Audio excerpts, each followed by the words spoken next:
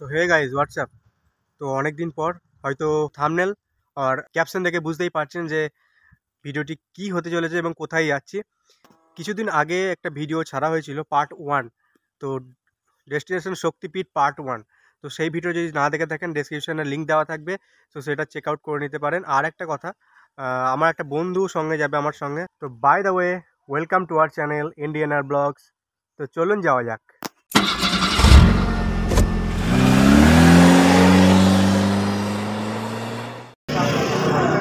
এরপর অভিজিৎ নিকটবর্তী বাস স্ট্যান্ডের একটি মিষ্টির দোকান থেকে কিছু মিষ্টি পুজোর জন্য নিয়ে নিল।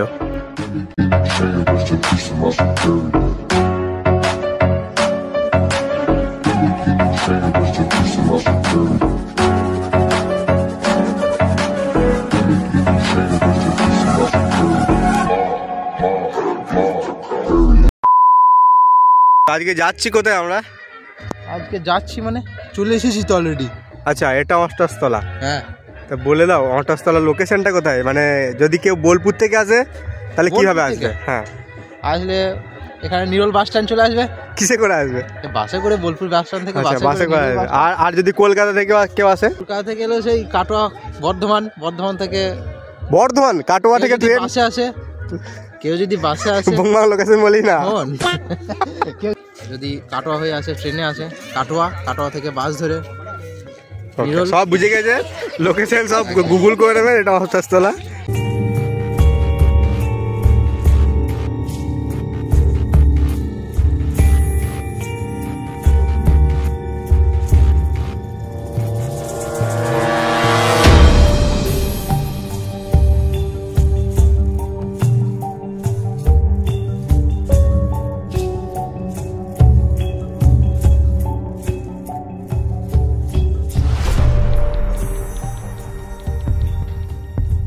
এখানেই রয়েছে গাড়ি পার্কিং করার সুবিধা। আপনারা যেখান থেকেই আসুন 2 চাকা 4 চাকা রাখার ব্যবস্থা রয়েছে। এই লোকাল বাসটি প্রত্যহ কাটোয়ার উদ্দেশ্যে চলাচল করে, যার টাইম টেবিল আপনারা স্ক্রিনে দেখতে পাচ্ছেন। ডিসেম্বর মাসের শেষ এবং জানুয়ারি মাসের শুরু, সেই জন্য অনেক ট্যুরিস্ট আসছে এখানে পিকনিক করার জন্য এবং দেখার জন্য। এটা সেই ট্যুরিস্ট বাস। এছাড়াও অটোয়া সতীপীঠ থেকে কলকাতা যাওয়ার জন্য একটি বাস রয়েছে, যার টাইম টেবিল ডিসক্রিপশনে লিঙ্ক দেওয়া থাকবে, দেখে নেবেন। দেবী মা দুর্গার ওষ্ঠের নিম্নাংশ অর্থাৎ নিচের ঠোঁটটি এই এলাকায় পড়েছিল বলে জানা যায়, সেই জন্য এই এলাকার নাম হয়ে ওঠে অটোয়া সতীপীঠ। এখানে একবার এলে হয়তো বুঝবেন এখানকার পরিবেশ কতটা মনোরম। এখানে রয়েছে খেলার মাঠ এবং বসার জায়গা।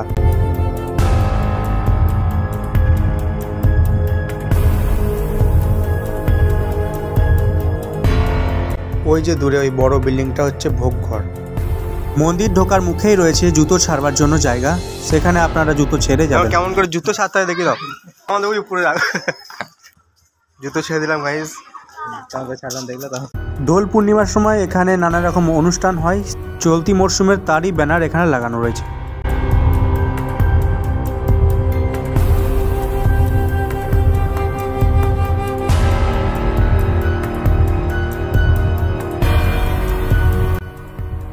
আর এই জায়গাটি যেটা দেখছেন, এটা হচ্ছে ভোগ খাওয়ার জন্য যে রান্না করা হয়, সেই রান্না এখানে তৈরি হয়। দেখুন তৈরি হচ্ছে অলরেডি।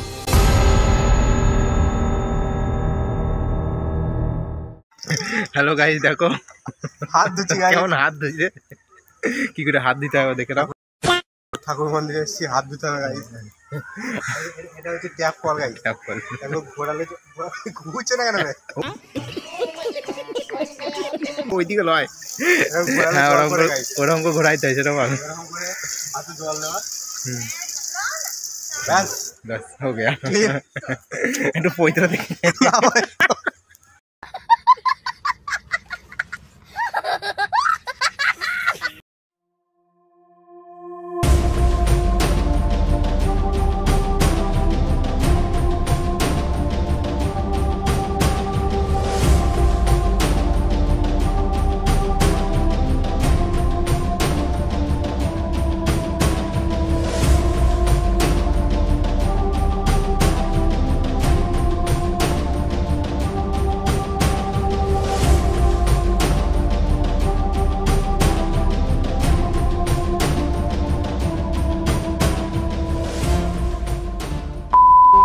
মন্দির নির্মাণের কাজ চলছে গাইস, মন্দিরটি আর বড় করে তৈরি করা হচ্ছে।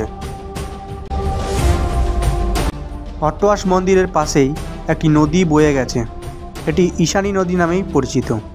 তো আগে গাইস এখানে আমি যতটুকু জানি বা আমি যতটুকু দেখেছি ছোটবেলায় নদী দিয়ে জল দিত, তো এখন চাষ করেছে।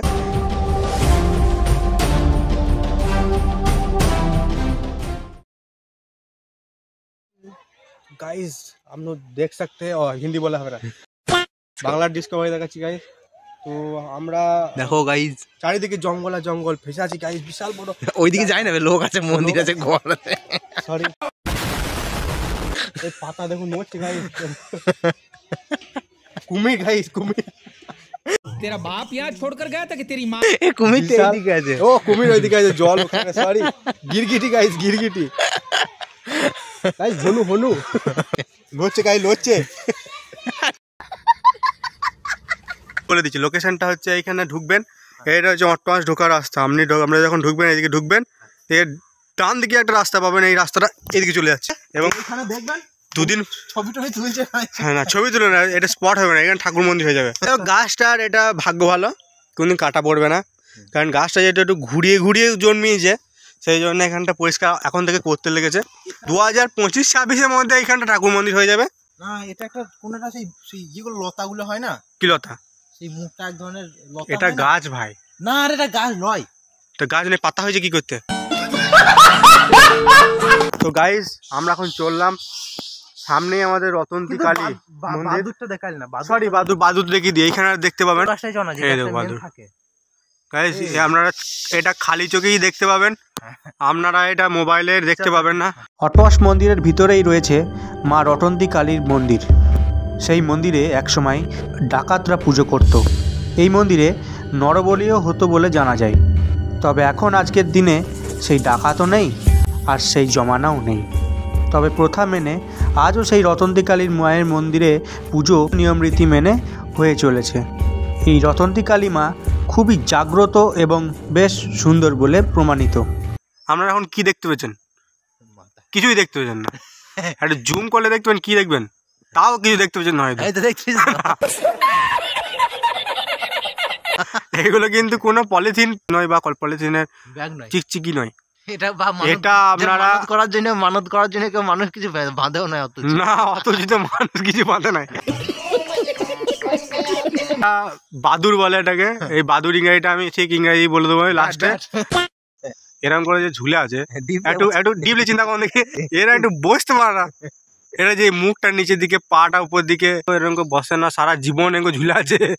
কি ফলমল খায় দিয়ে এরকম ঝুলতে লাগে, ডিপলি চিন্তা করুন আপনারা, একটু কমেন্টে বলবেন আমাকে। এছাড়াও এই ঘন জঙ্গলের ভিতরে রয়েছে পঞ্চমুণ্ডির আসন, যেখানে সময় বিশেষে অমাবস্যার রাত্রে যাগযজ্ঞ করে পুজো করা হয়। এখানে অনেকে তাদের নিজেদের ইচ্ছা পূরণের উদ্দেশ্যে গাছে ঢেলা বেঁধে দিয়ে যায়, তাদের বিশ্বাস মাছ এটা পূরণ করবে। এতক্ষণ যেখানে দেখতে পেয়েছিলেন একটু আগে যে প্রচুর ভিড় ছিল, এখন জায়গাটা পুরো ফাঁকা। এতক্ষণ মারামারি ঝামেলা করে সবাইকে প্রণাম করছিল মাকে। এবার দেখাবো আমরা সরাসরি মাকে।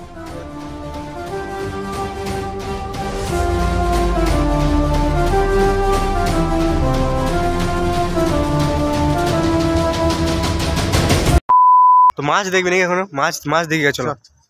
তো গাইজ এবার মাছ দেখাবো। মাছ কিন্তু প্রচুর মাছ গাইজ। তুমি কিছু নিয়ে আসো নাই? এখন তো আছি অনেক বিস্কুট। ঠিক আছে গাইজ, এখন শুধুমাত্র মাছগুলো দেখিয়ে দিই, তারপর বিস্কুট এনে পরে খাওয়ানো যাবে।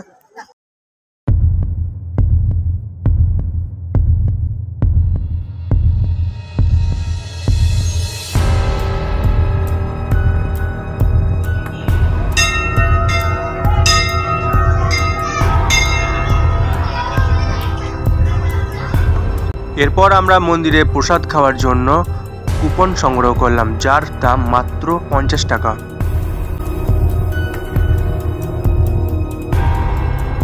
এরপর প্রসাদ খাওয়ার এই লম্বা লাইনে আমরাও দাঁড়িয়ে গেলাম প্রসাদ খাওয়ার জন্য।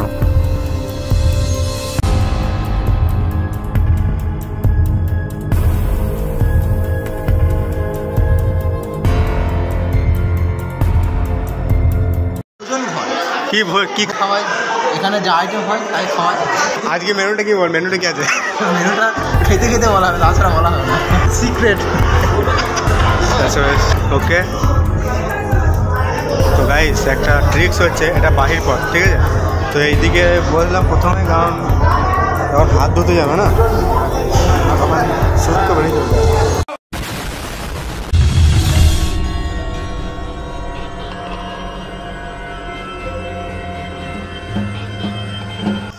তো গাইস খাওয়া হয়ে গেছে আমাদের। তো বলে এবার বেশি কি কি কি কি খেলা বলে না একবার। ভাত, 2 রকমের তরকারি, টক, পায়েস, দু রকমের তরকারি। পুরো তরকারিটা কি বল, কি কি তরকারি ছিল? পোস্ত তরকারি। পোস্তর তরকারিটা বলতে হবে গাইস, পোস্ত এখন 800 টাকা কেজি, খাসির দামে পোস্ত। তো এবার চললাম মাছকে খাবার দিতে, বিস্কুট দেখিয়ে দাও। খায় না মাছ। যেসব জিনিস এই আমাদের অট্টহাসের মাঝে খায় না, দেখতে পাচ্ছেন নাকি জানি না, অট্টহাসে এখানে কুমির আছে গাইস। এ দেখুন গাইস লড়ছে, দেখতে পাচ্ছেন নাকি জানি না, এখানে কুমির আছে, আপনারা খালি চোখে দেখতে পাবেন না। এখানে মোবাইলে ক্যামেরায় দেখতে পাবেন না, খালি চোখেই দেখতে পাবেন নাকি। তো আমরা ইয়ে চললো, এই অভিজিৎ নামও ভুলে গেছি, অভিজিৎ বিস্কুট নিয়ে এসছে, তো उम्मीद देखा खाए बोले जान हथेली पर लेके बिस्कुट खाने के लिए जा रहा है।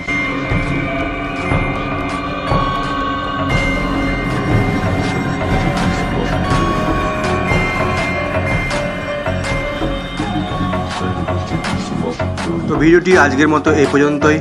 ভিডিওটি ভালো লাগলে একটি লাইক করতে ভুলবেন না এবং কেমন লাগলো অবশ্যই কমেন্টে জানাবেন।